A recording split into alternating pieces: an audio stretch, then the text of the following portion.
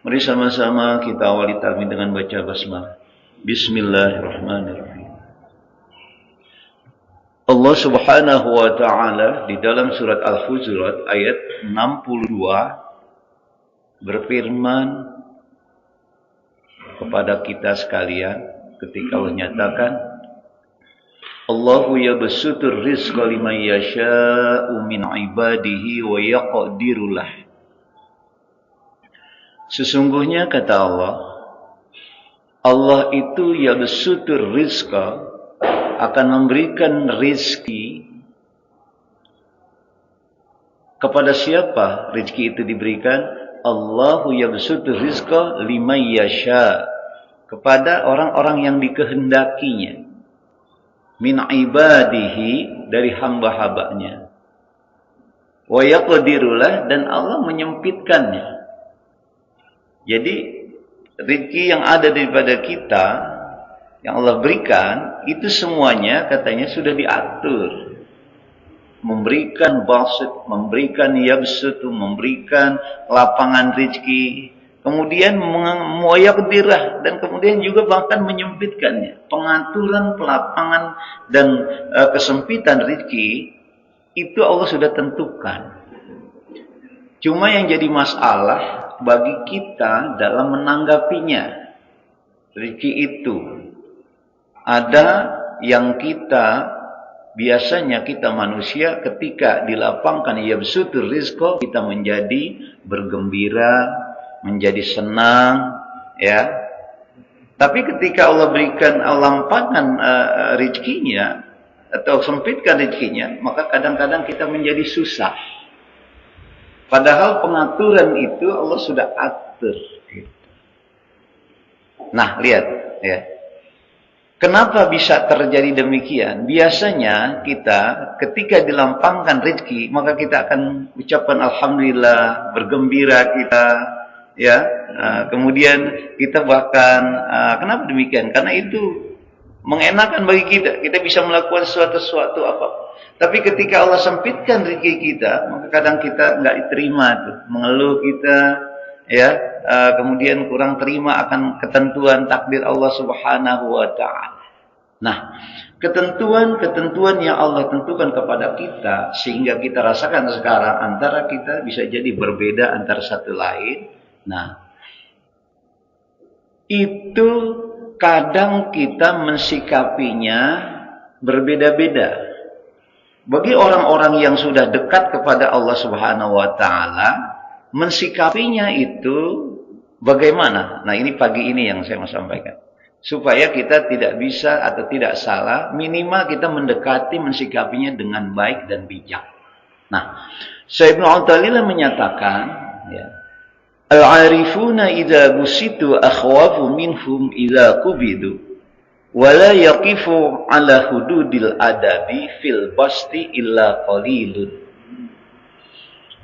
Al-arifuna, orang-orang yang sudah bijaksana, orang-orang yang sudah arif, yang sudah dekat sama Allah Subhanahu wa taala, idza busitu, apabila diberi kelapangan mereka semua rezekinya, akhwafu minhum idza kubidu, itu lebih takut minhum di antara mereka, idza kubiru, daripada kubidu, daripada dia diberi kesempitan.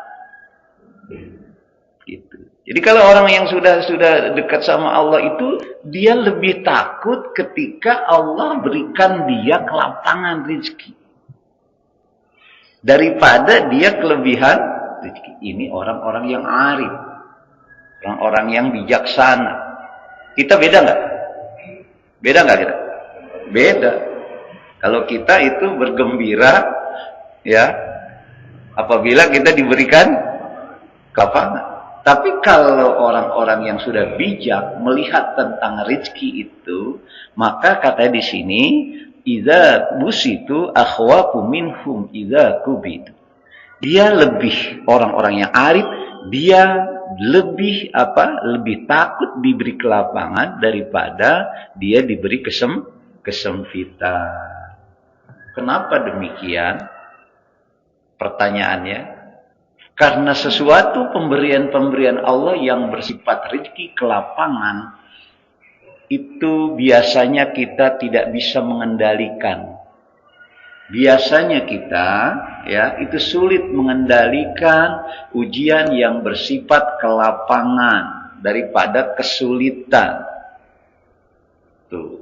Bahkan sebaliknya, orang kadang diberi ujian kesulitan itu makin dekat sama Allah. Tapi diberi kelapangan itu makin jauh sama Allah. Inilah yang orang-orang yang al-arifun, orang yang bijaksana, orang yang sudah ma'rifat, dia lebih suka ketika diberi ujian kelapangan daripada kesempitan. Kenapa? Alasannya wala yaqafu ala hududil adabi fil basti ila qalilu. Karena katanya wala yaqifu ala hududil adabi, karena tidak bisa menjaga, la yaqifu menjaga atau tetap ala hududil adab, di dalam atau di atas hak-hak adab fil basti di dalam kelapangan illa qalilun, kecuali sedikit orang yang bisa melakukan itu. Tuh, katanya kalau orang arif alasannya dia lebih takut kalau dia diuji oleh Allah dengan kelapangan, ya. Kenapa demikian? Karena biasanya ya dia tidak bisa menjaga katanya hak-hak adab tentang rizki itu. Jadi di rizki itu ketika kita Allah berikan kepada kita rizki itu ada al-hududil hak namanya. Hak-hak adab. Hak-hak adab terhadap harta yang Allah berikan pada kita. Apa hak-hak adab yang Allah tentukan ketika kita punya rezeki? Kan kita ada ayat tuh menjelaskan bahwa di dalam harta kita itu ada hak-hak orang lain.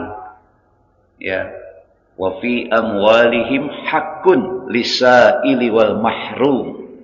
Di dalam harta-harta yang Allah berikan pada kita, itu ada hak-hak orang lain dipinta atau tidak dipinta. Jadi meskipun tidak dipinta, itu ada haknya. Apa hak-hak daripada harta itu?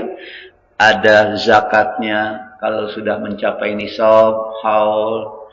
Kalau belum mencapai nisab, hak-hak daripada harta itu adalah kewajiban kita, ya, infakkan, sodakohkan.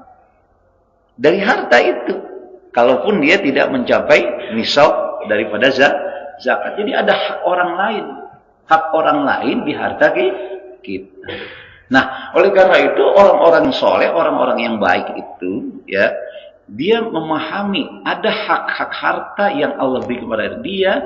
Bahkan di dalam ayat tadi Az-Zariyat 19 sampai 22 itu tadi. Salah satu sifat-sifat orang yang bertakwa, dia memahami bahwa di dalam harta dia ada hak orang lain dipinta atau tidak dipinta. Gitu. Apalagi kalau kita kaitkan dengan ayat yang lain, ketika ciri-ciri orang yang baik, orang soleh itu allazina yunfiquna fis-sarra'i wad-dharra'i.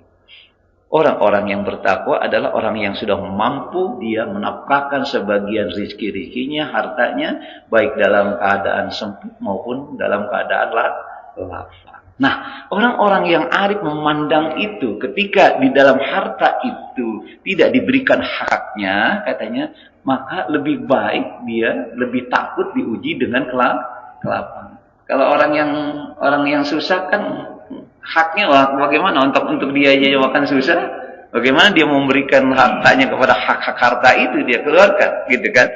Maka kalau orang-orang yang arif, katanya dia lebih senang kalau diuji oleh Allah itu apabila dia diberi kesulitan. Kalau kita senang diberi kelapangan, kesulitan, kalau kita senangnya ya lapang lah, gitu kan, daripada kesulitan. Tapi kalau orang yang sudah bijak melihat karena hidup ini adalah ujian, baik lapang maupun sempit itu ujian, maka dia lebih senang kepada kita.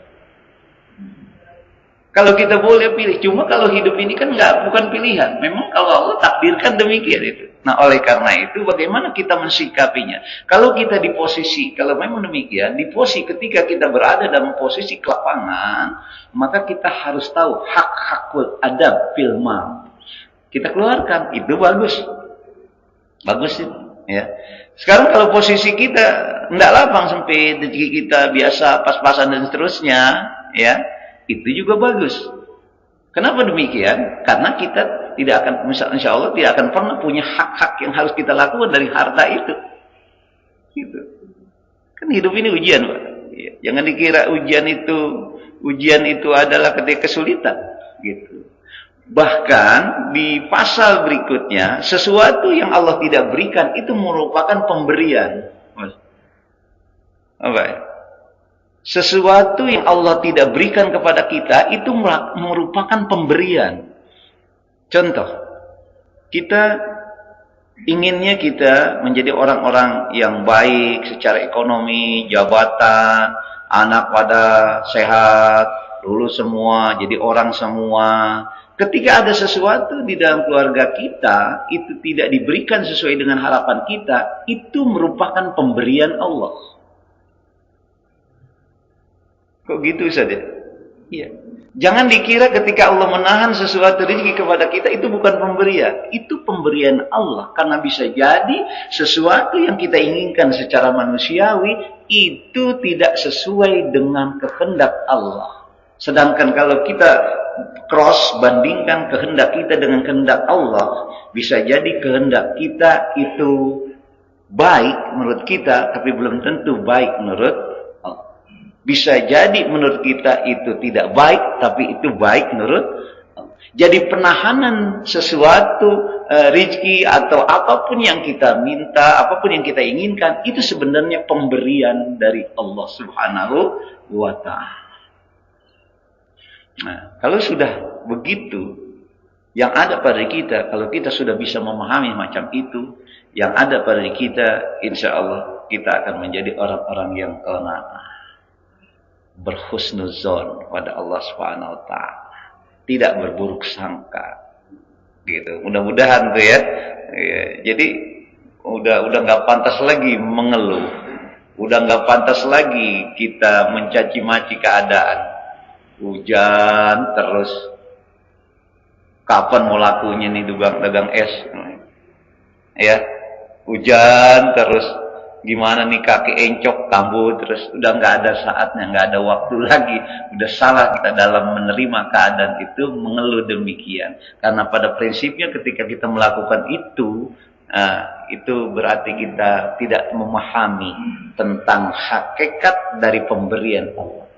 Jadi yang perlu kita catat, garis bawahi, bahwa penahanan sesuatu keinginan yang kita inginkan, panjatkan doa barangkali kepada Allah, ketika Allah tahan tidak diberikan pada kita, itu merupakan pemberian dari Allah Subhanahu wa Ta'ala. Karena Allah tidak akan pernah menzalimi hamba-hambanya. Karena Allah juga mengatakan, bisa jadi sesuatu yang kita anggap baik, itu menurut Allah belum tentu baik. Dan bisa jadi sesuatu yang kita anggap itu tidak baik, itu justru baik bagi kita.